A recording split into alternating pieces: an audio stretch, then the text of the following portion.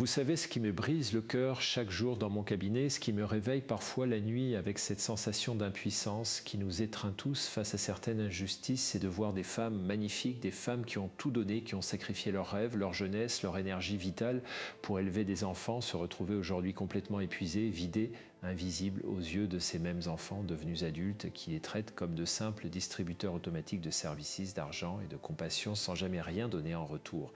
Et le pire dans tout cela, c'est que ces femmes extraordinaires continuent à s'excuser, à se sentir coupables, à se demander ce qu'elles ont fait de mal alors qu'elles sont les véritables héroïnes de cette histoire. Et aujourd'hui, je vais vous parler avec toute la franchise qui me caractérise, sans filtre, sans langue de bois, parce que vous méritez la vérité même si elle fait mal au début. Laissez-moi vous raconter quelque chose qui s'est passé il y a quelques semaines dans mon cabinet parisien. Une femme de 52 ans, appelons-la Marie, est entrée dans mon bureau avec ce regard que je connais trop bien, ce mélange de fatigue profonde et de culpabilité qui semble gravé dans les traits de tant de femmes de votre génération. Elle s'est assise et avant même que je puisse dire bonjour, elle a éclaté en sanglots. Pas des petits pleurs discrets, non. Des sanglots qui venaient du plus profond de son être, de cette partie d'elle-même qu'elle avait enfouie pendant des décennies pour rester forte, pour tenir le coup, pour être la mère parfaite que tout le monde attendait qu'elle soit. Et quand elle a finalement pu parler, elle m'a raconté comment son fils de 30 ans vivait encore chez elle, ne payait aucun loyer, laissait traîner ses affaires partout, ne levait pas le petit doigt pour aider à la maison et comment sa fille de 28 ans l'appelait uniquement quand elle avait besoin d'argent ou d'une babysitter gratuite pour ses propres enfants. Marie travaillait encore à plein temps, rentrait épuisée chaque soir pour trouver une maison en désordre et des enfants adultes qui la considéraient comme leur domestique personnel. Et vous savez ce qu'elle m'a dit, cette phrase qui m'a glacé le sang. Elle m'a dit « Docteur André, je me demande si je suis une mauvaise mère parce que je commence à ressentir de la colère envers mes propres enfants. » Alors avant d'aller plus loin, je veux que vous fassiez quelque chose pour moi, si vous vous reconnaissez, ne serait-ce qu'un tout petit peu dans cette histoire, si vous avez déjà ressenti cette frustration, cette sensation d'être utilisé, cette impression que vos enfants adultes prennent tout sans jamais rien donner, je veux que vous vous abonniez à cette chaîne maintenant, parce que ce que je vais partager avec vous aujourd'hui pourrait littéralement transformer votre vie, et je ne dis pas cela à la légère, je le dis après avoir accompagné des centaines de femmes exactement dans votre situation.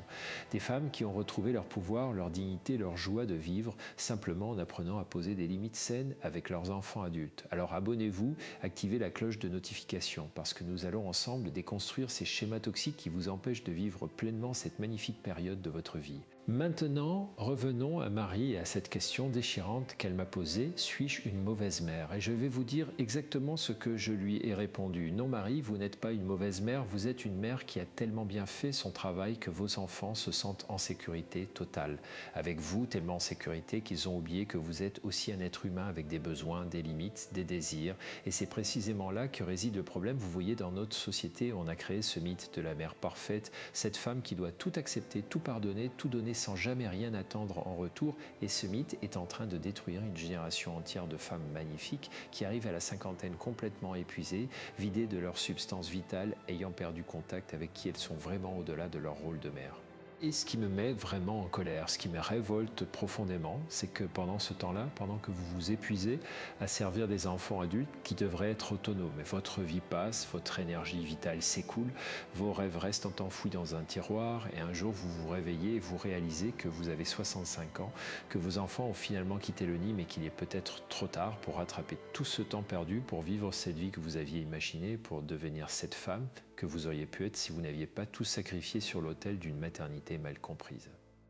Parce que voyez-vous, et c'est quelque chose que j'ai appris après des décennies de pratiques cliniques et de recherche en psychologie, être une bonne mère ne signifie pas tout accepter, au contraire, être une bonne mère signifie élever des enfants qui deviennent des adultes responsables, autonomes, capables de relations saines et équilibrées. Et comment voulez-vous que vos enfants apprennent à être dans des relations équilibrées si la première relation qu'ils ont avec vous est complètement déséquilibrée, si vous donnez tout et qu'ils ne donnent rien, si vous êtes toujours disponible et qu'ils ne le sont jamais, si vous respectez leurs besoins mais qu'ils ignorent complètement les vôtres? Et maintenant, je vais vous dire quelque chose qui va peut-être vous faire peur, qui va peut-être vous mettre mal à l'aise, mais que vous devez absolument entendre. Si vous ne changez pas cette dynamique maintenant, si vous continuez à tolérer ces attitudes toxiques de la part de vos enfants adultes, vous allez non seulement gâcher ce qui devrait être les plus belles années de votre vie, mais vous allez aussi priver vos enfants de la possibilité de devenir des adultes véritablement matures et épanouis. Parce qu'un adulte qui n'a jamais appris à donner, à prendre soin de l'autre, à être dans la réciprocité, est un adulte qui va reproduire ces schémas toxiques dans toutes ses relations avec ses partenaires, avec ses propres enfants, avec ses collègues, et un jour il va se retrouver seul, incapable de créer des liens authentiques et profonds, et devinez qui il va blâmer, vous, parce que vous ne lui avez pas appris les bases d'une relation saine. Alors oui, vous avez raison d'avoir peur parce que les enjeux sont énormes, parce que chaque jour qui passe sans que vous posiez des limites claires est un jour de perdu pour vous et pour eux. Et je sais que c'est difficile à entendre, je sais que vous vous dites peut-être en ce moment, mais docteur André, vous ne comprenez pas, mes enfants ont traversé des moments difficiles, ils ont besoin de moi, je ne peux pas les abandonner maintenant. Et je vous réponds avec toute la douceur et la fermeté dont je suis capable, poser des limites saines n'est pas abandonner vos enfants, c'est au contraire le plus beau cadeau que vous puissiez leur faire, c'est leur dire je vous aime suffisamment pour vous aider à devenir la meilleure version de vous-même, et cette meilleure version ne peut pas exister si vous restez dépendant de moi à 30, 40 ou 50 ans. Imaginez un instant, et je veux vraiment que vous preniez le temps de visualiser cette scène. Imaginez que vous continuez comme aujourd'hui, que vous continuez à tout accepter, à tout donner, à vous épuiser pour des enfants adultes qui ne vous respectent pas. Imaginez que dans 5 ans, dans 10 ans, vous êtes toujours dans la même situation, peut-être même pire, parce que vous avez vieilli, votre énergie a diminué, votre santé s'est détériorée à cause du stress chronique et de l'épuisement, et vos enfants sont toujours là, toujours dépendants, toujours incapables de prendre soin d'eux-mêmes, et maintenant, imaginez que vous tombez malade, que vous avez besoin d'aide, que les rôles devraient s'inverser et vous réalisez avec horreur que vos enfants ne savent pas comment prendre soin de vous, qu'ils n'ont jamais appris parce que vous avez toujours tout fait et vous vous retrouvez seul, vraiment seul au moment où vous auriez le plus besoin de soutien. Et ce n'est pas tout, parce que pendant que vous vous épuisez pour vos enfants, pendant que vous mettez votre vie entre parenthèses, il y a des femmes de votre âge qui ont fait des choix différents, qui ont posé des limites, qui ont récupéré leur pouvoir, et ces femmes sont en train de vivre les plus belles années de leur vie. Elles voyagent, elles découvrent de nouvelles passions, elles rencontrent de nouveaux amis, peut-être même de nouveaux partenaires amoureux, elles rayonnent, elles sont vivantes, vraiment vivantes, et vous, vous êtes coincé dans votre cuisine à préparer des repas pour un fils de 30 ans qui ne vous dit même pas merci. Vous êtes coincé à faire du babysitting gratuit pour une fille qui vous traite comme une employée. Vous êtes coincé dans une vie qui n'est plus vraiment la vôtre. Et le pire de tout, c'est que vos enfants eux-mêmes ne vous respectent pas vraiment. Ils vous aiment à leur manière, bien sûr, mais le respect, le vrai respect, celui qui vient de la reconnaissance de votre valeur en tant qu'être humain à part entière, celui-là, ils ne l'ont pas. Comment pourraient-ils vous respecter alors que vous ne vous respectez pas vous-même, alors que vous acceptez l'inacceptable, alors que vous vous laissez traiter comme une simple fonction et non comme une personne, et un jour, peut-être bientôt, peut-être dans quelques années, vous allez réaliser que vous avez passé les plus belles décennies de votre vie à essayer de gagner l'amour et le respect d'enfants qui ne vous les donneront jamais tant que vous continuerez à tout accepter. Parce que voici une vérité psychologique fondamentale que j'ai observée encore et encore dans ma pratique. Les êtres humains et vos enfants ne font pas exception, ne respectent pas ce qui est trop facilement disponible, ils ne valorisent pas ce qui ne leur coûte rien, et tant que vous serez toujours là, toujours disponible, toujours prête à tout donner sans rien demander en retour, ils ne comprendront jamais votre valeur et ils ne réaliseront jamais la chance qu'ils ont de vous avoir, ils continueront à vous prendre pour acquise comme on prend l'air qu'on respire pour acquis sans y penser, sans gratitude, sans conscience. Et maintenant, je vais peut-être vous choquer encore plus, mais restez avec moi parce que c'est important. Si vous ne changez pas cette dynamique, si vous ne posez pas de limites maintenant, vous risquez de développer ce que nous appelons en psychologie une dépression masquée, cette forme insidieuse de dépression qui se cachait derrière l'hyperactivité, derrière le fait de toujours s'occuper des autres. Et un jour, cette dépression va exploser peut-être sous forme d'une maladie physique, parce que le corps garde le score de toutes nos émotions refoulées, peut-être sous forme d'un effondrement psychologique complet. Et à ce moment-là, quand vous serez vraiment au fond du trou, devinez qui ne sera pas là pour vous, ces mêmes enfants pour qui vous avez tout sacrifié parce qu'ils n'auront jamais appris à être là pour l'autre, parce que vous ne leur avez jamais donné l'opportunité d'apprendre. Vous voyez où je veux en venir, vous voyez pourquoi c'est si urgent, si crucial que vous preniez conscience de ces dynamiques toxiques et que vous agissiez maintenant, pas demain, pas la semaine prochaine maintenant, parce que chaque jour qui passe vous éloigne un peu plus de la femme que vous pourriez être, de la vie que vous pourriez vivre et rapproche un peu plus le moment où il sera trop tard, où vous aurez tellement perdu contact avec vous-même que vous ne saurez même plus par où commencer pour récupérer votre vie. Et si vous pensez que j'exagère, que je dramatise, laissez-moi vous raconter l'histoire de Françoise, une patiente que j'ai suivie il y a quelques années. Françoise avait 58 ans quand elle est venue me voir pour la première fois. Elle était épuisée, elle avait des douleurs chroniques partout dans le corps, elle ne dormait plus, elle pleurait pour en rien. Et quand nous avons commencé à explorer sa situation, nous avons découvert qu'elle avait 3 enfants adultes, tous dans la quarantaine, qui la sollicitaient constamment. L'un avait des problèmes financiers récurrents et venait régulièrement lui emprunter de l'argent qu'il ne remboursait jamais. L'autre traversait un divorce difficile et avait déménagé chez elle avec ses 2 enfants sans même, lui demandait son avis. Le troisième l'appelait tous les jours pour se plaindre de sa vie, mais ne lui demandait jamais comment elle allait. Et Françoise, fidèle à son rôle de mère dévouée, disait oui à tout, acceptait tout, se pliait en quatre pour tout le monde et elle était en train de mourir à petit feu. Un jour, lors d'une séance particulièrement intense, je lui ai demandé, Françoise, qu'est-ce qui se passerait si vous disiez non, si vous posiez des limites, si vous leur expliquiez que vous aussi vous avez des besoins. Et elle m'a regardé avec des yeux remplis de terreur et elle m'a dit, il ne m'aimerait plus, il me rejetterait, je perdrais mes enfants. Et c'est là que j'ai compris, Françoise, comme beaucoup d'entre vous, avait construit toute son identité, toute sa valeur personnelle sur le fait d'être une mère dévouée. Et elle avait tellement peur de perdre cet amour, même s'il était conditionnel et toxique, qu'elle préférait se perdre elle-même plutôt que de risquer de les perdre eux. Mais voici ce qui s'est passé ensuite, et c'est pour cela que je vous raconte cette histoire, parce qu'elle a une fin heureuse. Françoise a finalement trouvé le courage, avec mon soutien et celui d'un groupe de thérapie, de poser des limites. Elle a dit à son fils qu'elle ne lui prêterait plus d'argent. Elle a expliqué à celui qui vivait chez elle qu'il avait 3 mois pour trouver un autre logement. Elle a dit au troisième qu'elle ne serait disponible pour des appels que 2 fois par semaine et que ses conversations devaient être réciproques, et vous savez ce qui s'est passé. Au début, il y a eu de la résistance, de la colère même. Ses enfants n'étaient pas contents, ils ont essayé de la culpabiliser, de lui faire sentir qu'elle était une mauvaise mère, mais Françoise a tenu bon et progressivement, miraculeusement, les choses ont commencé à changer. Ses enfants ont commencé à prendre leurs responsabilités. Celui qui avait des problèmes financiers a trouvé un conseiller et a commencé à gérer son argent différemment. Celui qui vivait chez elle a trouvé un appartement et a réalisé qu'il était capable de se débrouiller seul. Le troisième a commencé à s'intéresser vraiment à la vie de sa mère et leur relation est devenue plus authentique, plus profonde. Et Françoise a recommencé à vivre, elle a perdu du poids, ses douleurs chroniques ont diminué, elle a retrouvé le sommeil, elle s'est inscrite à des cours de peinture qu'elle avait toujours voulu faire. Elle a même rencontré quelqu'un, un homme merveilleux qui la traite avec le respect et l'attention qu'elle mérite. Et aujourd'hui, à 63 ans, elle me dit que ce sont les plus belles années de sa vie. Alors maintenant, vous vous demandez sûrement, mais docteur André, concrètement, quelles sont ces attitudes que je ne dois plus tolérer? Comment est-ce que je fais pour poser ces limites sans détruire ma relation avec mes enfants? Et c'est exactement ce que nous allons explorer ensemble. Maintenant, je vais vous donner des outils concrets, pratiques, que vous pourrez appliquer dès aujourd'hui. Mais avant cela, je veux que vous compreniez quelque chose de fondamental. Poser des limites n'est pas un acte d'égoïsme, c'est un acte d'amour. Amour pour vous-même, bien sûr, mais aussi amour pour vos enfants, parce que vous allez les aider à devenir des adultes meilleurs, plus autonomes, plus capables de relations saines.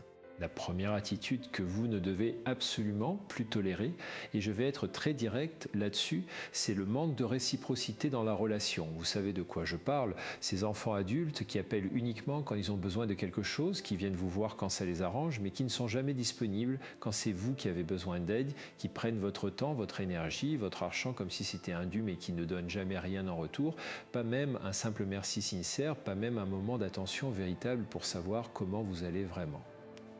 Et je veux que vous compreniez pourquoi c'est si toxique, pourquoi c'est si destructeur pour vous, parce que les relations humaines saines, toutes les relations humaines saines sont basées sur la réciprocité, sur le fait de donner et de recevoir, sur un équilibre entre les besoins de chacun.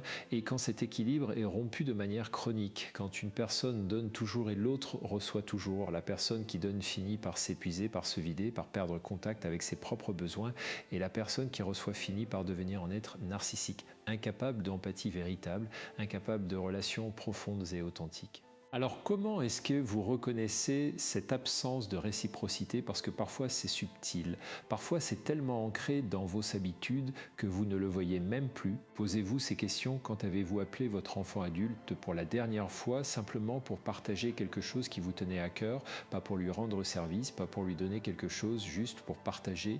Et est-ce qu'il ou elle a vraiment écouté? Est-ce qu'il ou elle a posé des questions? S'est intéressé vraiment à votre vie, à vos émotions, à vos projets? Ou est-ce que vous avez senti que vous le dérangiez, qu'il était pressé de raccrocher, qu'il était déjà mentalement ailleurs? Autre question: quand avez-vous eu besoin d'aide pour la dernière fois? Peut-être que vous étiez malade, peut-être que vous aviez un problème pratique à résoudre, peut-être que vous traversiez une période difficile émotionnellement. Et est-ce que votre enfant adulte s'est proposé spontanément pour vous aider? Est-ce qu'il ou elle a pris de son temps, de son énergie pour être là pour vous comme vous l'avez été des milliers de fois pour lui? Ou est-ce que vous avez dû demander, supplier même et même? Alors est-ce qu'il a trouvé des excuses, des raisons pour lesquelles ce n'était pas le bon moment? Et encore une question: est-ce que les conversations avec votre enfant adulte sont équilibrées? Est-ce que vous parlez autant de votre vie que de la sienne? Est-ce qu'il connaît vraiment ce qui se passe dans votre vie, vos joies, vos peines, vos défis, vos rêves? Ou est-ce que chaque conversation tourne autour de lui, de ses problèmes, de ses besoins, de sa vie, et vous êtes juste là pour écouter, conseiller, rassurer, sans que jamais il ne vous demande: et toi maman, comment tu vas vraiment? Si vous répondez honnêtement à ces questions et que vous réalisez qu'il n'y a pas de réciprocité dans votre relation avec vos enfants adultes, alors il est temps, il est grand temps de changer cette dynamique, et je vais vous dire exactement comment faire. Mais d'abord, je veux que vous compreniez que ce n'est pas votre faute. Vous n'avez pas créé cette situation par méchanceté ou par incompétence. Vous l'avez créée par amour, par un amour mal compris peut-être, par un amour qui s'est transformé en sacrifice de soi, mais par amour quand même. Et maintenant, par ce même amour, vous allez réparer les choses. La première chose à faire, et c'est la plus difficile mais aussi la plus importante, c'est de commencer à exprimer vos propres besoins, vos propres émotions, vos propres limites. Et je sais que ça peut sembler simple dit comme ça, mais pour beaucoup d'entre vous qui avez passé des décennies à mettre vos besoins de côté, c'est révolutionnaire, c'est presque effrayant parce que vous avez peur de paraître égoïste, de ne plus être une bonne mère, de perdre l'amour de vos enfants. Mais je vais vous dire quelque chose qui va peut-être vous surprendre: vos enfants ont besoin que vous exprimiez vos besoins, ils ont besoin de vous voir comme un être humain complet avec des désirs, des limites et des émotions, parce que c'est comme ça qu'ils vont apprendre à traiter tous les autres êtres humains dans leur vie. Alors concrètement, la prochaine fois que votre fils de 30 ans vous appelle pour vous demander de lui prêter de l'argent, au lieu de dire oui automatiquement comme vous l'avez toujours fait, prenez une grande respiration, connectez-vous à ce que vous ressentez vraiment et dites quelque chose comme: tu sais mon chéri, je t'aime et je veux ton bien, mais je me rends compte que je t'ai rendu un mauvais service en te prêtant de l'argent si souvent, parce que ça ne t'a pas aidé à apprendre à gérer tes finances, et moi aussi j'ai mes propres besoins financiers, j'ai des projets, des rêves que je veux réaliser. Alors cette fois je vais dire non, mais je suis prête à t'aider d'une autre manière, par exemple en t'aidant à trouver un conseiller financier ou en regardant ensemble ton budget. Vous voyez ce que j'ai fait là? J'ai posé une limite claire, j'ai dit non, mais je l'ai fait avec amour, en expliquant pourquoi et en reconnaissant mes propres besoins et en proposant une alternative qui aidait vraiment votre enfant à grandir. Et oui, il va probablement être contrarié au début, il va peut-être essayer de vous culpabiliser, de vous dire que vous ne l'aimez plus, que vous êtes égoïste, et c'est là que vous devez tenir bon, c'est là que vous devez vous rappeler que vous faites cela par amour pour lui et pour vous. Autre exemple concret, votre fille vous demande de garder ses enfants ce week-end alors que vous aviez prévu de vous reposer ou de faire quelque chose pour vous. Au lieu de dire oui en étouffant votre frustration, dites: ma chérie, je t'aime et j'adore mes petits-enfants, mais ce week-end j'ai besoin de temps pour moi, j'ai besoin de me reposer, de me ressourcer, parce que moi aussi j'ai une vie, des besoins, et pour être une bonne grand-mère, une bonne mère, une bonne personne, j'ai besoin de prendre soin de moi. Alors cette fois je ne peux pas, mais je serais ravie de les garder le week-end prochain si ça t'arrange. Et là encore, elle va probablement être déçue, peut-être même fâchée. Elle va peut-être vous dire que vous ne l'aidez jamais, alors que ce n'est pas vrai, que vous êtes égoïste, que les autres grands-mères sont toujours disponibles. Et vous devez résister à la tentation de céder, vous devez rester ferme dans votre position, tout en restant aimante. Vous pouvez dire: je comprends que tu sois déçue et je suis désolée que ce ne soit pas pratique pour toi, mais ma décision est prise, j'ai besoin de ce temps pour moi et j'espère que tu peux respecter ça. Parce que voyez-vous, et c'est crucial quand vous posez des limites claires et que vous les maintenez avec fermeté et amour, vous enseignez à vos enfants quelque chose de fondamental, vous leur enseignez le respect, le vrai respect, celui qui reconnaît que chaque personne a des besoins légitimes, des limites qui doivent être honorées. Et vous leur enseignez aussi qu'ils sont capables de se débrouiller seuls, qu'ils n'ont pas besoin que maman résolve tous leurs problèmes, et c'est le plus beau cadeau que vous puissiez leur faire. Maintenant, parlons de la deuxième attitude que vous ne devez absolument plus tolérer. Et celle-ci est peut-être encore plus insidieuse que la première, c'est le manque de respect.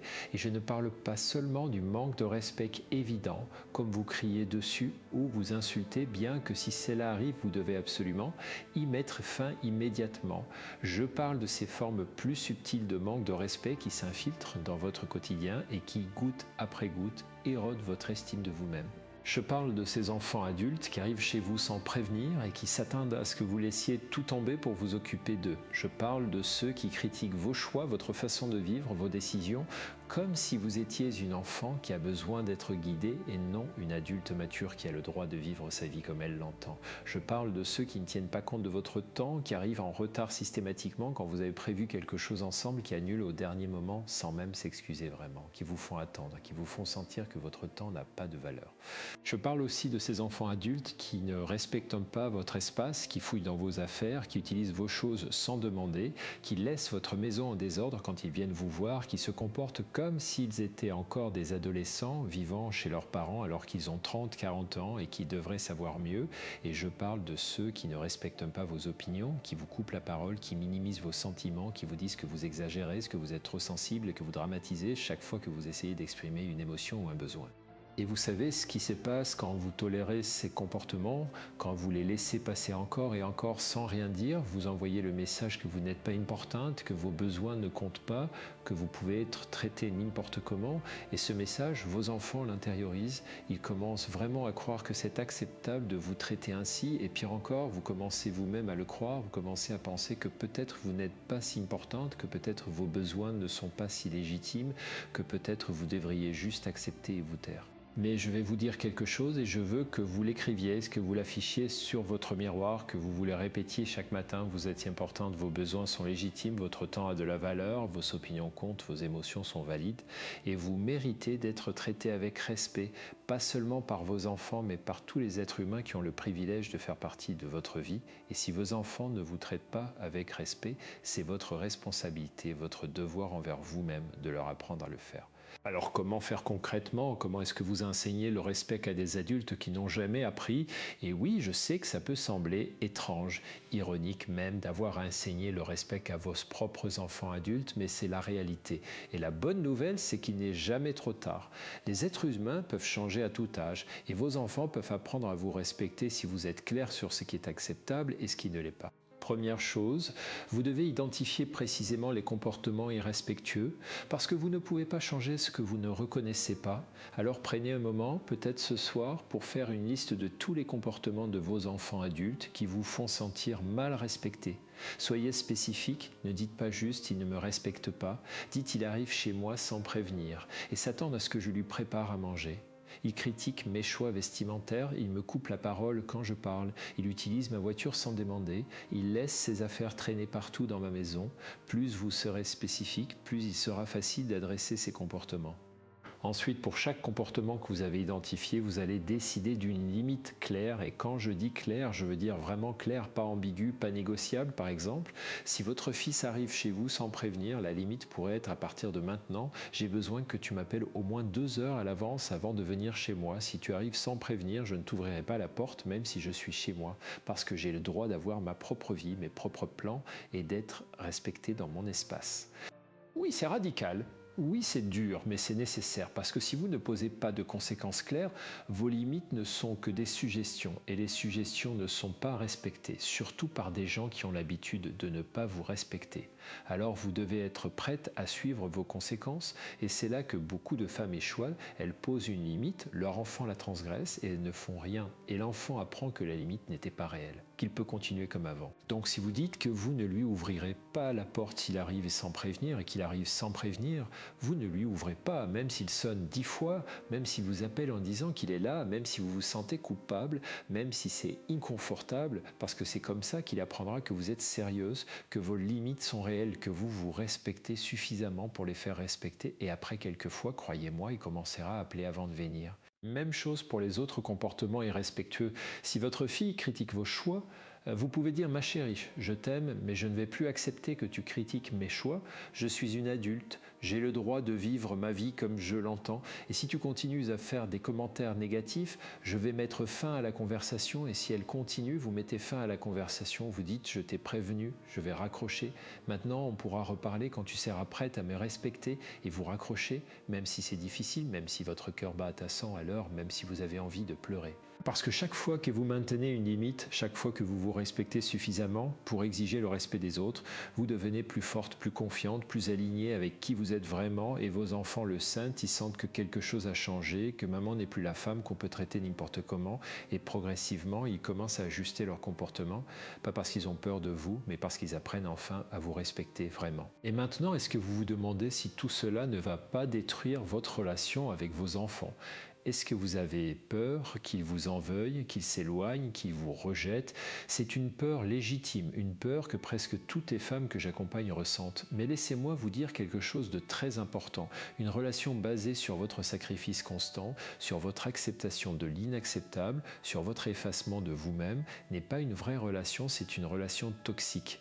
Et vous ne voulez pas de ça, ni pour vous, ni pour vos enfants. Une relation saine et authentique est basée sur le respect mutuel, sur la réciprocité, sur la capacité de chacun à être pleinement lui-même. Et si vos enfants ne peuvent pas accepter que vous soyez pleinement vous-même avec vos besoins, vos limites, vos désirs, alors ils ne vous aiment pas vraiment. Ils aiment la fonction que vous remplissez pour eux, ils aiment ce que vous faites pour eux, mais ils ne vous aiment pas pour qui vous êtes, et vous méritez mieux que ça. Vous méritez d'être aimé pour qui vous êtes, pas pour ce que vous faites. Et dans mon expérience, dans la grande majorité des cas, quand une mère commence à poser des limites saines après une période d'ajustement qui peut être difficile, la relation avec ses enfants s'améliore, elle devient plus authentique, plus profonde, plus satisfaisante pour tout le monde, parce que les enfants apprennent enfin à voir leur mère comme un être humain complet, et ils développent un respect véritable pour elle, et la mère, elle, retrouve sa dignité, sa joie de vivre, son sentiment d'avoir de la valeur, et elle peut enfin être présente dans la relation non pas par obligation ou par culpabilité, mais par choix véritable. Passons maintenant à la troisième attitude que vous ne devez plus tolérer, et celle-ci concerne l'argent. Ce sujet tabou, ce sujet qui met tellement de gens mal à l'aise, mais qui est absolument crucial. Je parle de ces enfants adultes qui considèrent que votre argent est leur argent, qui vous demandent constamment de l'aide financière, qui vous empruntent sans jamais rembourser, qui s'attendent à ce que vous payiez pour tout, qui vous font sentir coupable si vous osez dire non, qui vous manipulent émotionnellement pour obtenir ce qu'ils veulent. Et je sais que c'est un sujet délicat, je sais que beaucoup d'entre vous se disent « mais docteur André, ce sont mes enfants, si je ne les aide pas, qui va le faire ?»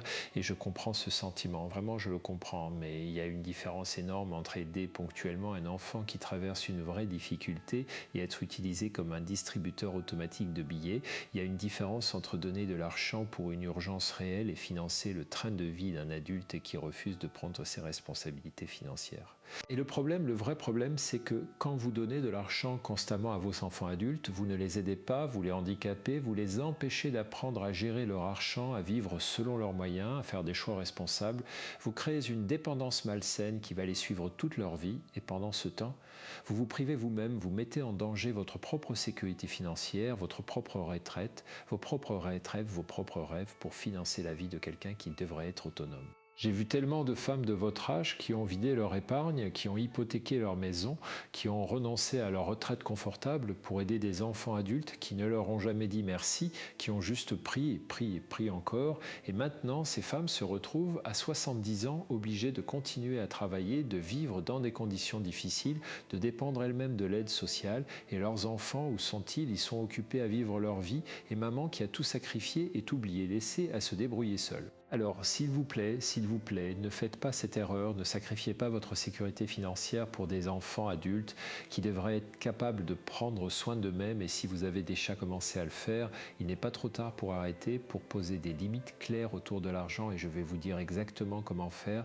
Mais d'abord, je veux que vous compreniez quelque chose, votre argent est votre argent, vous l'avez gagné, vous avez travaillé dur pour l'avoir et vous avez le droit absolu de décider comment vous voulez le dépenser. Vous n'avez pas à vous justifier, vous n'avez pas à vous sentir coupable. Vous avez le droit de dire non. Alors voici ce que vous allez faire la prochaine fois qu'un de vos enfants vous demande de l'argent. Au lieu de dire oui automatiquement ou de vous lancer dans une longue explication embarrassée sur pourquoi vous ne pouvez pas, vous allez simplement dire non, je ne peux pas t'aider financièrement cette fois. Et si votre enfant demande pourquoi, vous n'êtes pas obligé de donner une raison détaillée, vous pouvez simplement dire j'ai mes propres obligations financières et j'ai décidé de ne plus prêter d'argent. C'est ma décision et j'ai besoin que tu la respectes.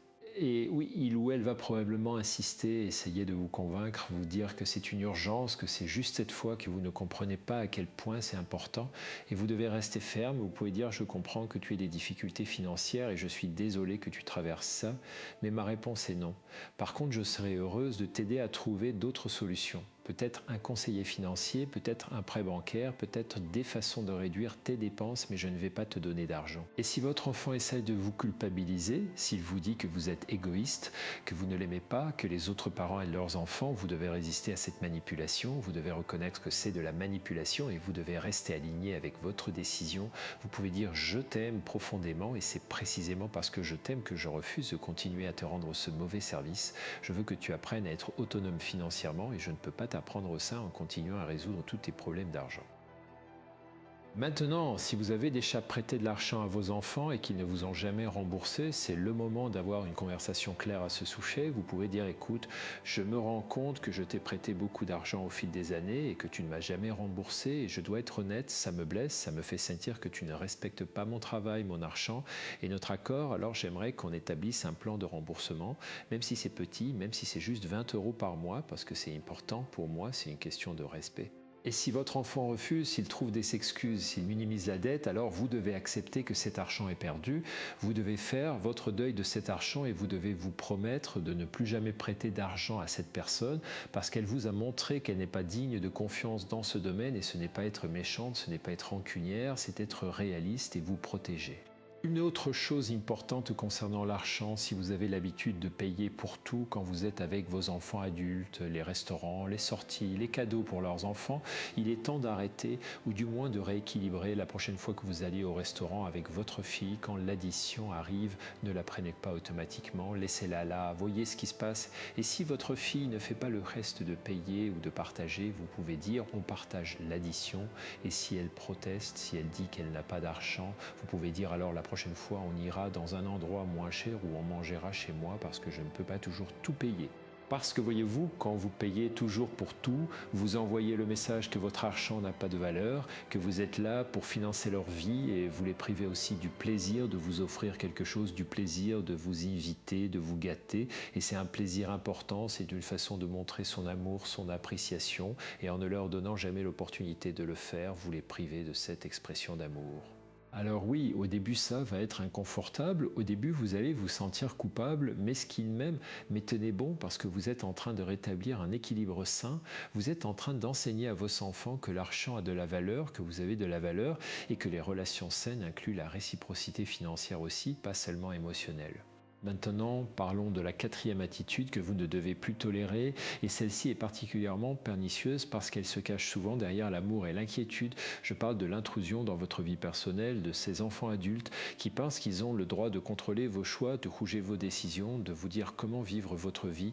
Et je vois ça tellement souvent, surtout avec les femmes de votre âge qui commencent à vouloir vivre pour elles-mêmes après des décennies de sacrifices. Vous décidez de voyager seul et vos enfants vous disent que c'est dangereux, que vous êtes trop vieille, que ce n'est pas raisonnable, vous rencontrez quelqu'un, un homme qui vous plaît et vos enfants se mêlent de votre vie amoureuse, ils le rougent, ils vous disent qu'il n'est pas assez bien, qu'il en veut à votre argent, qu'à votre âge vous devriez être plus sérieuse, vous décidez de changer de carrière, de prendre votre retraite, de déménager et vos enfants ont leur mot à dire, ils vous disent que ce n'est pas une bonne idée, que vous devriez les consulter, que vous devriez penser à eux, à leurs besoins, à leur confort. Et le message sous-jacent, le message toxique qui se cache derrière toutes ces interventions, c'est que vous n'êtes pas capable de prendre vos propres décisions, que vous avez besoin d'être guidé, contrôlé, que votre vie ne vous appartient pas vraiment, qu'elle appartient à vos enfants, à leurs besoins, à leurs opinions, et c'est absolument inacceptable. C'est une inversion des rôles qui est profondément malsaine. Parce que vous n'êtes pas une enfant, vous êtes une adulte mature, vous avez plus d'expérience de vie que vos enfants, vous avez le droit absolu de faire vos propres choix, même si ces choix ne plaisaient pas à vos enfants, même si ces choix les rendent inconfortables, même si ces choix changent la dynamique familiale, votre vie est votre vie et vous n'avez de compte à rendre à personne, certainement pas à vos enfants adultes. Et je veux être très clair là-dessus, il y a une différence entre des enfants qui expriment une inquiétude légitime avec respect et des enfants qui essaient de contrôler votre vie. Si votre fils vous dit « Maman, je m'inquiète pour toi, est-ce que tu as bien réfléchi à cette décision? Est-ce que tu veux en parler ?» C'est une chose, c'est de l'amour exprimé avec respect. Mais si votre fils vous dit « Maman, tu ne peux pas faire ça, c'est ridicule, qu'est-ce que les gens vont penser? Tu dois faire ce que je te dis, c'est une toute autre chose, c'est du contrôle, c'est du manque de respect et vous ne devez pas le tolérer. Alors comment est-ce que vous gérez cette intrusion dans votre vie personnelle? Comment est-ce que vous établissez des limites claires autour de votre autonomie? D'abord, vous devez être très clair avec vous-même sur le fait que vous avez le droit de vivre votre vie comme vous l'entendez. Je sais que ça peut sembler évident, mais pour beaucoup de femmes de votre génération qui ont été conditionnées à toujours penser aux autres d'abord, à toujours demander la permission, à toujours s'assurer que tout le monde est content avant de faire quelque chose pour elle-même. Ce n'est pas évident du tout. Alors je veux que vous vous répétiez ceci, ma vie m'appartient, j'ai le droit de faire mes propres choix, je n'ai pas besoin de la permission de mes enfants pour vivre ma vie, je peux écouter leurs opinions si je le souhaite, mais la décision finale m'appartient toujours et je n'ai pas à me justifier. Répétez-vous cela jusqu'à ce que vous le croyiez vraiment, jusqu'à ce que vous le sentiez dans vos os. Ensuite, la prochaine fois qu'un de vos enfants essaie de s'immiscer dans votre vie personnelle, de contrôler vos choix, vous allez établir une limite claire. Vous pouvez dire merci de partager ton opinion, mais j'ai pris ma décision et je n'ai pas besoin de ton approbation. Je t'aime et j'apprécie que tu te soucies de moi, mais ma vie m'appartient et je vais faire ce qui me semble juste pour moi. Et si votre enfant insiste, et s'il continue à argumenter, à essayer de vous convaincre, vous pouvez dire j'ai entendu ton point de vue et maintenant je vais te demander de respecter ma décision. Si tu continues à insister, je vais devoir mettre fin à cette conversation. Et vous devez être très prête à le faire, à mettre fin à la conversation, parce que sinon votre limite n'est qu'une suggestion et les suggestions ne sont pas respectées. Alors si votre enfant continue malgré votre avertissement, vous dites calmement, je t'ai demandé de respecter ma décision et tu continues à insister. Donc je vais raccrocher maintenant, on pourra reparler plus tard quand tu seras prêt à respecter mon autonomie et vous raccrochez même si c'est difficile, même si vous tremblez, même si vous avez envie de pleurer. Parce que chaque fois que vous faites cela, chaque fois que vous défendez votre droit à vivre votre propre vie, vous devenez plus forte, plus confiante, plus libre et vos enfants apprennent qu'ils ne peuvent pas vous contrôler, qu'ils doivent vous respecter en tant qu'adultes autonomes et c'est une leçon précieuse pour eux et pour vous. Et je veux aborder quelque chose de particulièrement sensible ici, votre vie amoureuse, parce que j'ai vu tellement de femmes de votre âge qui, renonçant à l'amour, à la compagnie, à l'intimité, parce que leurs enfants adultes désapprouvent, parce qu'ils font des commentaires désobligeants, parce qu'ils rendent les choses si difficiles que ça ne semble pas en valoir la peine, et c'est une tragédie, une vraie tragédie. Vous avez le droit d'avoir une vie amoureuse, vous avez le droit de désirer, d'être désiré, vous avez le droit à la compagnie, à l'intimité, à l'amour, peu importe votre âge et vos enfants n'ont absolument aucun droit de regard là-dessus, aucun. Si vous rencontrez quelqu'un qui vous rend heureuse, qui vous traite bien, qui ajoute de la joie à votre vie, c'est merveilleux. Et si vos enfants ne peuvent pas se réjouir pour vous, c'est leur problème, pas le vôtre. Alors si vos enfants font des commentaires négatifs sur votre partenaire, s'ils essaient de s'immiscer dans votre relation, vous devez être très ferme, vous pouvez dire ma vie amoureuse ne vous regarde pas, je suis heureuse et c'est tout ce qui devrait vous importer, je ne vais pas discuter de ma relation avec vous et je ne vais certainement pas accepter vos commentaires négatifs. Si vous ne pouvez pas être heureux pour moi, alors gardez vos opinions pour vous.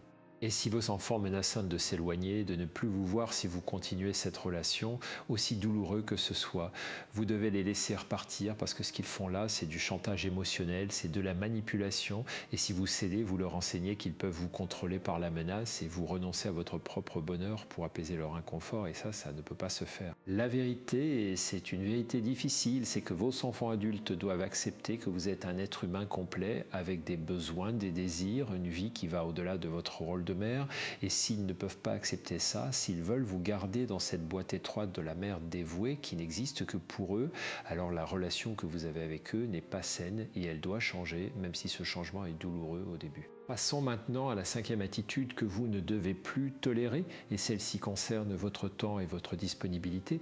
Je parle de ces enfants adultes qui s'attendent à ce que vous soyez disponible 24 heures sur 24, 7 jours sur 7, qui vous appellent à n'importe quelle heure pour n'importe quelle raison, qui s'attendent à ce que vous laissiez tout tomber pour répondre à leurs besoins, qui ne tiennent jamais compte du fait que vous aussi vous avez une vie, des engagements, des besoins de repos et de solitude. Et je sais que beaucoup d'entre vous vont dire « Mais docteur André, c'est normal d'être disponible pour ses enfants ». Et oui, c'est normal d'être disponible de manière raisonnable et être constamment à la disposition de quelqu'un. Il y a une différence entre répondre à un vrai besoin urgent et être interrompu constamment pour des choses qui pourraient attendre ou que votre enfant adulte pourrait gérer seul. Parce que votre temps a de la valeur, votre temps est la ressource la plus précieuse que vous avez, c'est votre vie qui s'écoule. Et chaque minute que vous passez à répondre aux demandes non urgentes de vos enfants adultes est une minute que vous ne passez pas à vivre votre propre vie, à poursuivre vos propres rêves, à prendre soin de vous, à vous reposer, à profiter de votre liberté durement gagnée. Et le problème, c'est que si vous êtes toujours disponible, si vous répondez toujours immédiatement, si vous laissez toujours tout tomber pour vos enfants, vous leur enseignez que leur temps est plus important que le vôtre, que leurs besoins sont plus urgents que les vôtres, que vous n'avez rien d'autre à faire que d'attendre qu'ils aient besoin de vous, et c'est un message terriblement destructeur pour eux et pour vous. Alors, il est temps de reprendre le contrôle de votre temps, il est temps d'établir des limites claires autour de votre disponibilité et je vais vous donner des stratégies concrètes pour le faire. Première chose, vous n'êtes pas obligé de répondre au téléphone chaque fois que vos enfants appellent. Je sais que ça peut sembler radical, je sais que vous avez été conditionné à toujours répondre, mais vous avez le droit de ne pas répondre, vous avez le droit d'être occupé, vous avez le droit de rappeler plus tard quand ça vous convient. Alors la prochaine fois que votre téléphone sonne et que c'est un de vos enfants, avant de répondre automatiquement, prenez un moment pour vous demander est-ce que j'ai l'énergie et le temps pour cette conversation maintenant? Est-ce que je suis au milieu de quelque chose d'important pour moi? Est-ce que j'ai besoin de temps pour moi en ce moment? Et si la réponse est oui, vous avez besoin de temps pour vous, alors ne répondez pas, laissez aller sur la messagerie vocale et rappelez quand vous serez prête, quand vous aurez l'énergie et la disponibilité mentale pour cette conversation. Et quand vous rappelez, vous n'avez pas à vous excuser profusément, vous n'avez pas à inventer une excuse élaborée, vous pouvez simplement dire « désolé, j'étais occupé, qu'est-ce qui se passe ?» Et si votre enfant fait un commentaire sur le fait que vous n'avez pas répondu immédiatement, vous pouvez dire calmement « je ne suis pas toujours disponible immédiatement, j'ai ma propre vie, mais je suis là maintenant, alors de quoi voulais-tu parler ?» Deuxième stratégie, établissez des heures pendant lesquelles vous n'êtes pas disponible. Par exemple, vous pouvez décider que vous ne répondez pas au téléphone après 21 heures sauf en cas d'urgence réelle et vous communiquez cela clairement à vos enfants. Vous leur dites écoutez, j'ai besoin de mes soirées pour me détendre, pour me reposer, donc à partir de maintenant je ne vais plus répondre au téléphone après 21 heures sauf si c'est une vraie urgence et par urgence je veux dire quelqu'un est à l'hôpital, quelqu'un est en danger, pas j'ai besoin de ton avis sur quelque chose où je voulais juste te parler. Et vous devez tenir cette limite. Si votre téléphone sonne à 22 heures et que ce n'est pas une urgence, vous ne répondez pas et le lendemain quand votre enfant vous dit pourquoi tu n'as pas répondu, vous dites calmement je t'ai expliqué que je ne réponds plus après 21 heures, c'est mon temps pour moi et j'ai besoin que tu respectes ça. Si tu as besoin de me parler, tu peux m'appeler pendant la journée où nous pouvons planifier un moment pour parler. Troisième stratégie, apprenez à dire non aux demandes de votre temps qui ne vous conviennent pas. Si votre fille vous demande de garder ses enfants samedi et que vous aviez prévu de faire autre chose ou simplement de vous reposer, vous avez le droit de dire non. Vous n'avez pas à vous justifier longuement. Vous pouvez simplement dire ce n'est pas possible samedi, je ne suis pas disponible. Et si elle insiste, si elle vous demande pourquoi, qu'est-ce que vous avez de si important, vous pouvez dire j'ai des plans ou même plus simplement j'ai besoin de ce temps pour moi et ce n'est pas négociable. Parce que votre temps pour vous, votre temps de loisir est aussi important que n'importe quel autre engagement. En fait, c'est peut-être le plus important parce que c'est ce qui vous permet de vous ressourcer, de rester en bonne santé physique et mentale, de rester connecté à qui vous êtes. Et si vous ne prenez pas ce temps, si vous le sacrifiez constamment pour les demandes des autres, vous allez vous épuiser, vous allez vous perdre et finalement, vous n'aurez plus rien à donner à personne. Alors protégez votre temps comme vous protégeriez votre bien le plus précieux, parce que c'est exactement ce que c'est, et enseignez à vos enfants que votre temps a de la valeur, que vous avez une vie en dehors de votre rôle de mère, et qu'ils doivent respecter ça. Et oui, au début, ils vont probablement être surpris, peut-être même contrariés, parce que vous changez les règles du jeu, mais tenez bon, parce que vous êtes en train de créer une dynamique plus saine, plus équilibrée, qui va bénéficier à tout le monde à long terme. Et maintenant, la sixième et dernière attitude que vous ne devez absolument plus tolérer, et celle-ci est peut-être la plus importante de toutes, parce qu'elle englobe toutes les autres, c'est le manque de gratitude. Ces enfants adultes qui prennent tout ce que vous faites pour eux comme un dû, qui ne disent jamais merci, qui ne reconnaissent jamais vos sacrifices, votre amour, votre dévouement, qui agissent comme si vous leur deviez tout simplement parce que vous êtes leur mère. Et je vais vous dire quelque chose qui va peut-être vous surprendre. La gratitude n'est pas juste une politesse, ce n'est pas juste un mot gentil qu'on dit pour faire plaisir. La gratitude est fondamentale pour des relations saines. C'est ce qui crée le lien, c'est ce qui nourrit l'amour, c'est ce qui fait qu'on se sent valorisé, apprécié, vu. Et quand la gratitude est absente d'une relation, cette relation devient toxique, elle devient un rapport de pouvoir où une personne donne et l'autre prend sans reconnaissance. Et vous méritez que vos enfants reconnaissent tout ce que vous avez fait pour eux, tout ce que vous continuez à faire. Vous méritez d'entendre « Je t'aime maman, merci pour tout ce que tu fais. Je sais que je ne te le dis pas assez, mais j'apprécie vraiment tout ce que tu as sacrifié pour moi. » Et si vous n'entendez jamais ces mots, si vos enfants ne montrent jamais de gratitude, alors il y a un problème sérieux qui doit être adressé. Parce que le manque de gratitude n'est pas juste un oubli, ce n'est pas juste que vos enfants ne pensent pas à dire merci, c'est plus profond que ça, c'est un manque de conscience, un manque de reconnaissance de votre humanité, de votre valeur, de tout ce que vous avez donné, et ce manque de conscience crée une dynamique où vous êtes invisible, où vos besoins ne comptent pas, où vous n'existez que comme une fonction, comme quelqu'un qui est là pour servir. Alors comment est-ce que vous cultivez la gratitude chez vos enfants adultes? Parce que oui, même à l'âge adulte, la gratitude peut être apprise, peut être développée. Première chose, vous devez arrêter de tout faire pour eux parce que les gens n'apprécient que ce qui leur coûte quelque chose, qu'ils doivent demander ce qui n'est pas automatique. Alors arrêtez d'anticiper tous leurs besoins, arrêtez de faire des choses pour eux sans qu'ils demandent. Laissez-les venir à vous, laissez-les demander et quand ils demandent, prenez le temps de décider si vous voulez dire oui ou non. Deuxième chose, quand vous faites quelque chose pour vos enfants, nommez-le, rendez-le visible. Au lieu de juste faire les choses en silence, comme vous l'avez toujours fait, dites « je vais faire ça pour toi parce que je t'aime et que je veux t'aider, mais je veux que tu saches que ça me demande du temps et de l'énergie. Rendez visible votre effort, votre sacrifice, parce que ce qui est invisible n'est pas apprécié. » Troisième chose, et c'est crucial, exprimez votre besoin de gratitude. Je sais que ça peut sembler étrange que vous vous dites si je dois demander à être remercié, ça ne compte pas, mais détrompez-vous, vos enfants adultes ont peut-être simplement pris l'habitude de ne pas exprimer leur gratitude. Ils ont peut-être besoin qu'on leur rappelle que c'est important pour vous. Alors, dites-le, dites, tu sais, ça me ferait vraiment plaisir d'entendre un merci de temps en temps. J'ai l'impression que tout ce que je fais est pris pour acquis et ça me blesse. Et si votre enfant réagit défensivement, s'il dit, mais bien sûr que je suis reconnaissant, tu le sais bien, vous pouvez répondre, peut-être que tu es reconnaissant dans ton cœur, mais j'ai besoin de l'entendre, j'ai besoin que tu l'exprimes parce que je ne peux pas lire dans tes pensées et les mots ont de l'importance, la reconnaissance exprimée a de l'importance. Alors j'aimerais que tu fasses un effort pour me dire merci, pour reconnaître ce que je fais pour toi. Et quatrième chose, et c'est peut-être la plus difficile, si malgré toutes vos tentatives, malgré toutes vos conversations, vos enfants continuent à ne montrer aucune gratitude, continuent à vous traiter comme si tout était indu, alors vous devez considérer sérieusement de réduire ce que vous faites pour eux, parce que donner sans recevoir aucune reconnaissance est épuisant, c'est destructeur, et vous ne pouvez pas continuer à vous vider pour des gens qui ne vous apprécient pas.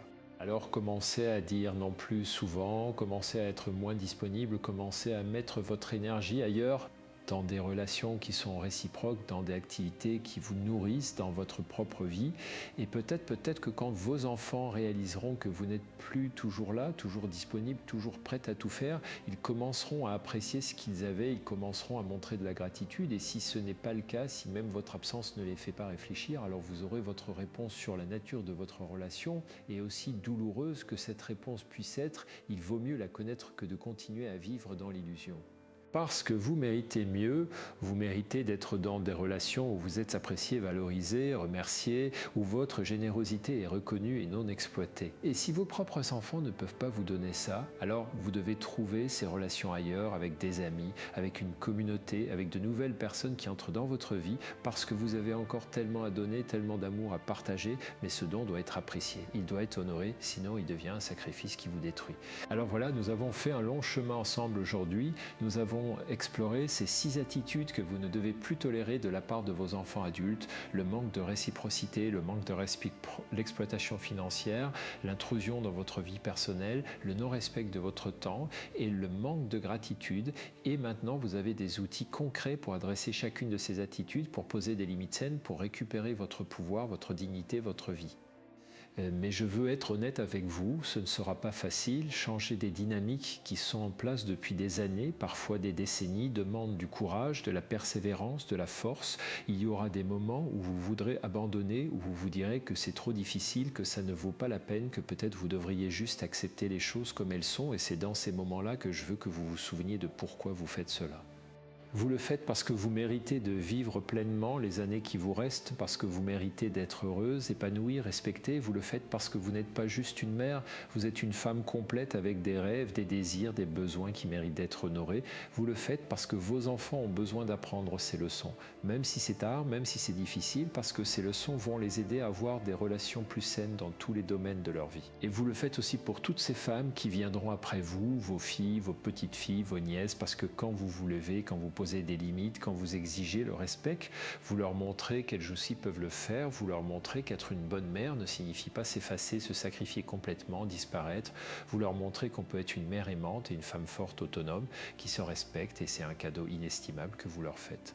Alors je veux que vous preniez cet engagement envers vous-même aujourd'hui, là. Maintenant, je veux que vous vous promettiez que vous allez commencer à vous respecter suffisamment pour exiger le respect des autres, que vous allez commencer à honorer vos besoins autant que vous honorez ceux de vos enfants, que vous allez commencer à vivre votre vie pleinement, sans culpabilité, sans excuse, parce que c'est votre vie, votre unique et précieuse vie, et elle mérite d'être vécue. Et rappelez-vous, vous n'êtes pas seul dans ce voyage, il y a des milliers de femmes exactement comme vous qui traversent les mêmes défis, qui ressentent les mêmes peurs, qui ont les mêmes doutes, et ensemble, en partageant nos expériences et nous soutenant mutuellement et nous encourageant à rester fortes, nous pouvons créer un changement, nous pouvons transformer non seulement nos propres vies, mais aussi la façon dont la société voit et traite les femmes de notre génération. Parce que vous êtes magnifique, vous êtes forte, vous êtes sage, vous avez tellement à offrir, et il est temps, il est grand temps que le monde et surtout vos propres enfants le reconnaissent. Alors levez-vous, redressez les épaules, regardez-vous dans le miroir et dites-vous: je suis une femme de valeur, je mérite le respect, je mérite l'amour, je mérite d'être heureuse et je ne vais plus accepter moins que ce que je mérite.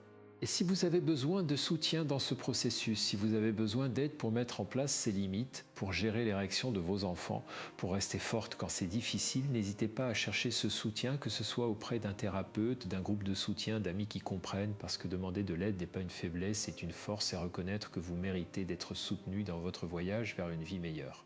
Et rappelez-vous aussi que le changement prend du temps. Vous n'ayez pas transformé vos relations avec vos enfants du jour au lendemain. Il y aura des hauts et des bas, des progrès et des reculs, des moments où vous vous sentirez forte et des moments où vous douterez. Et c'est normal, c'est humain. Ce qui compte, c'est que vous continuez, que vous ne renonciez pas, que vous restiez engagé envers vous-même et votre bien-être. Parce que chaque petite limite que vous posez, chaque fois que vous dites non, chaque fois que vous exprimez un besoin, chaque fois que vous exigez le respect, c'est une victoire, c'est un pas vers la femme que vous voulez être, vers la vie que vous voulez vivre. Et ces petites victoires s'accumulent, elles créent un momentum, elles transforment progressivement vos relations et votre vie. Et un jour, peut-être dans quelques mois, peut-être dans un an, vous allez vous réveiller et vous allez réaliser que les choses ont changé, que vos enfants vous traitent différemment, avec plus de respect, plus de considération, que vos relations sont plus équilibrées, plus authentiques et que vous, vous êtes plus heureuse, plus épanouie, plus vivante que vous ne l'avez été depuis des années. Et ce jour-là, vous serez tellement fier de vous, tellement reconnaissant d'avoir eu le courage de changer les choses. Alors je vous laisse avec cette pensée, avec cette vision de la femme que vous pouvez devenir, de la vie que vous pouvez avoir, et je vous encourage de tout mon cœur à faire ce premier pas aujourd'hui. Maintenant, à identifier une limite que vous devez poser, une attitude que vous ne devez plus tolérer, et à agir, à avoir cette conversation difficile, à dire ce non que vous avez gardé en vous pendant trop longtemps, à commencer à vous respecter suffisamment pour exiger le respect des autres. Parce que vous valez tellement plus que ce que vous vous êtes autorisé à croire. Vous êtes une femme extraordinaire qui a fait des choses extraordinaires, qui a élevé des enfants, qui a géré une maison, qui a peut-être aussi eu une carrière, qui a traversé des défis, des épreuves, des moments difficiles. Et vous êtes toujours là, toujours debout, toujours forte. Et maintenant, il est temps de prendre toute cette force, toute cette résilience et de l'utiliser pour vous-même, pour créer la vie que vous méritez. Et n'oubliez jamais que poser des limites, exiger le respect, prendre soin de vous, ce n'est pas de l'égoïsme, égoïsme, c'est de l'amour, amour pour vous-même, amour pour vos enfants à qui vous enseignez des leçons précieuses, amour pour la vie qui vous a été donnée et que vous avez le devoir d'honorer en la vivant pleinement. Alors allez-y,